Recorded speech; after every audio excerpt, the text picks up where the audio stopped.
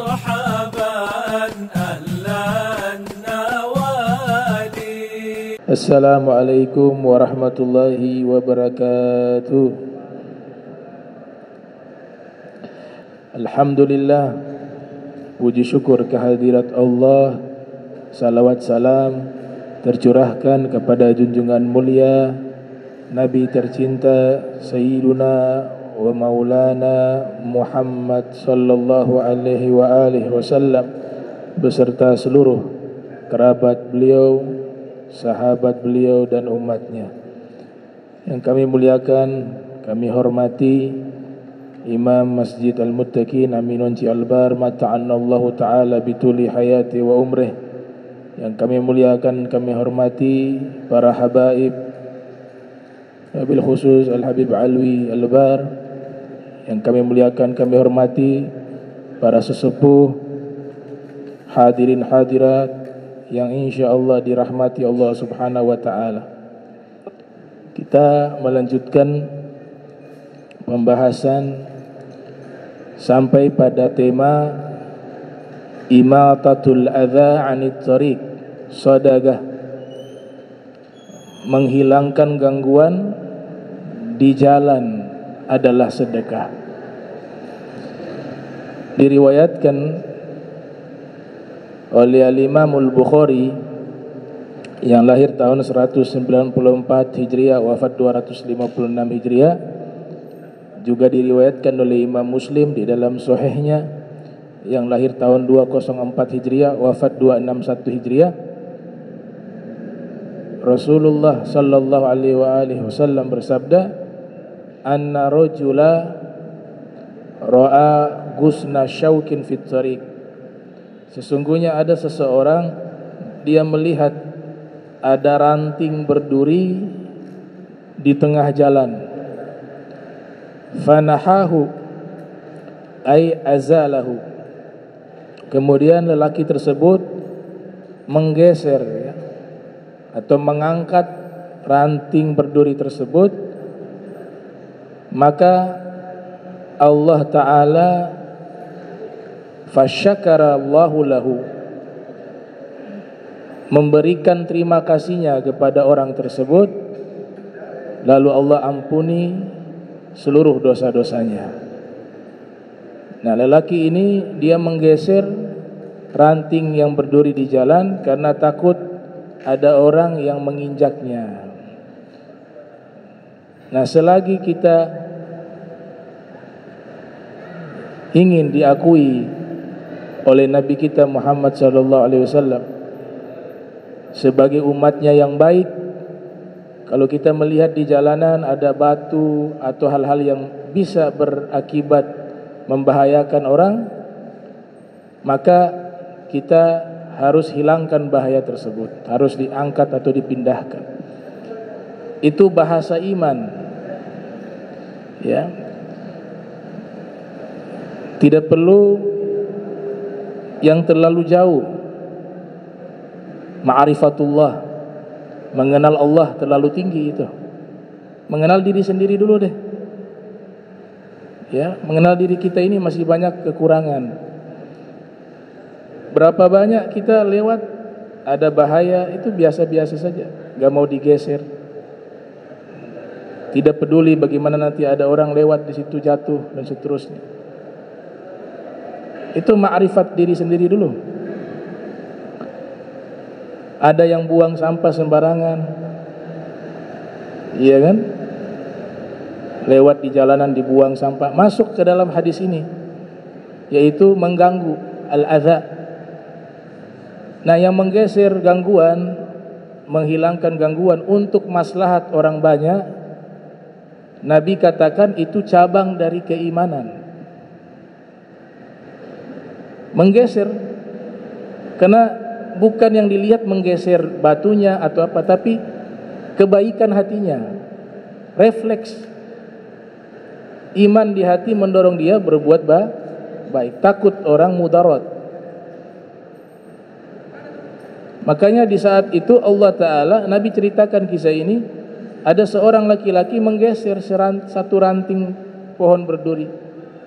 Allah melihat perbuatan dia itu. dan Allah ibarat kata memberikan balasan terima kasih kepada orang itu dengan diampuni dosa-dosanya. Makanya di dalam hadis ini riwayat Imam Ad-Dailami di dalam Musnad Firdaus, ya, Rasul sallallahu alaihi wasallam bersabda, iman itu bid'un wa sab'un atau bid'un wa sittun syu'bah. Iman itu sekitar 70 lebih atau 60 lebih.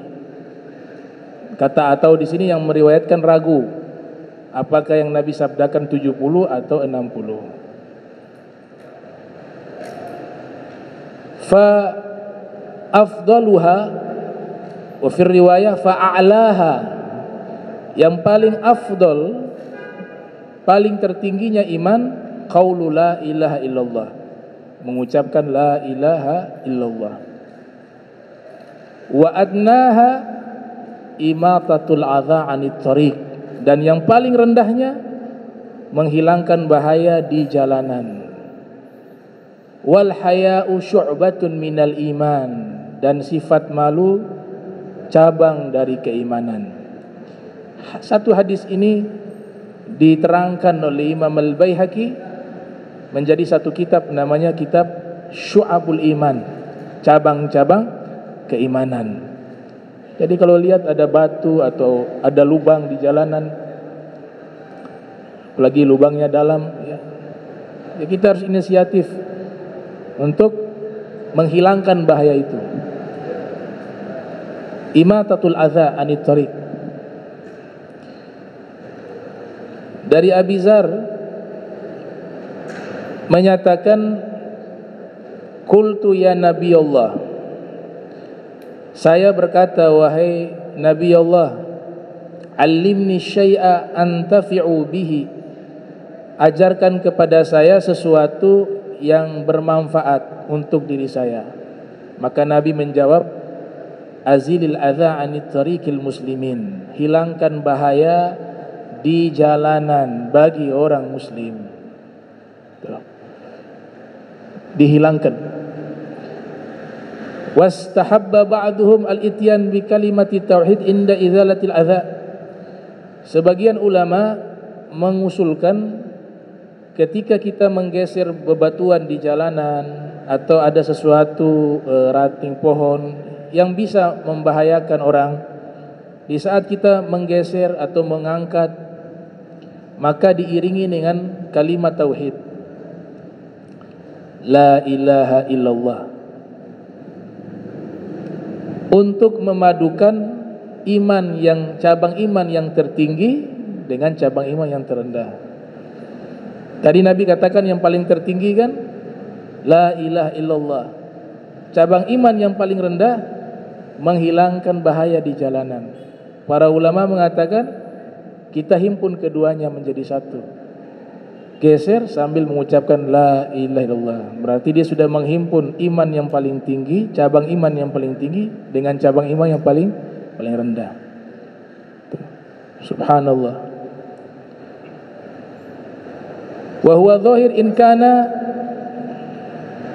Nah, ini jika benda tersebut benda yang suci, batu. Tapi kalau kotoran jangan sebut nama Allah. Makruh. Itu kalau benda yang suci, ada batu, ranting pohon. Tapi kalau najis, sesuatu yang najis, kita menghilangkan itu sambil mengucapkan nama Allah tidak dianjurkan, hukumnya makruh. Kaidah sederhana, nama Allah itu disebut harus dalam keadaan yang baik, tidak boleh dalam keadaan tidak baik. Seperti orang yang saking ngantuk yang luar biasa, ketika berzikir salah sebut nama Allah, itu makruh. Harus dalam keadaan fit, stabil, sehingga tidak salah melafadzkan. Begitu juga membaca Al-Quran. Makanya Nabi menganjurkan untuk suruh tidur sesaat. Bangun sudah fit, kemudian membaca Al-Quran. Karena takut tadi, saking lelahnya tidak fokus sehingga lidah ini salah mengucapkan. Itu para fuqaha ada dalam kitab Al-Qirtas ya, Syarah Ratibil Attas. Itu hukumnya makruh. Wa Syekh Muhammad bin Ja'far Al-Kattani mengumpulkan hadis-hadis mutawatir dalam kitabnya Nazmul Mutanafir minal Hadithil Mutawatir. Kalau tidak salah beliau memasukkan ini juga hadis mutawatir. Hadis tersebut hadis yang mutawatir. Wa'lam annahu kama yutlabu ya anit tariq al-adha idzalat adha anit tariq. Ketahuilah sesungguhnya sebagaimana dituntut menghilangkan bahaya di jalan, maka hal yang sama kita juga dituntut jangan membuang sesuatu yang membahayakan di jalan. Sama hukumnya.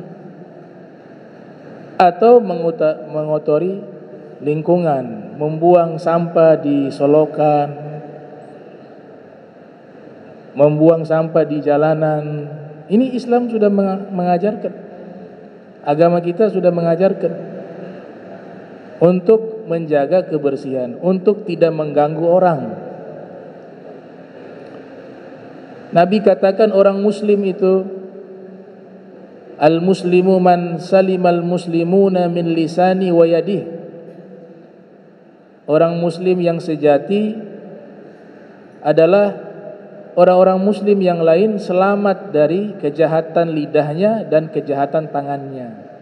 Kalau dia buang sesuatu, kejahatan tangan, akhirnya orang bisa celaka.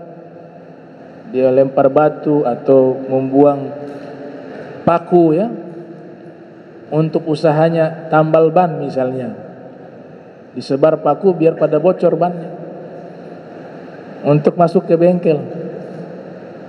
Al-adha, memberikan bahaya, hukumnya haram. Menghilangkan bahaya, hukumnya adalah kebaikan, anjuran.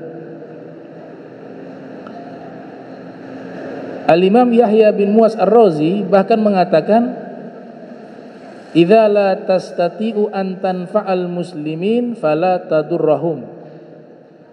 Kalau kamu tidak bisa memberikan kebaikan kepada saudaramu yang muslim, tidak mampu buat kebaikan pada orang lain, maka jangan memberikan bahaya kepada mereka.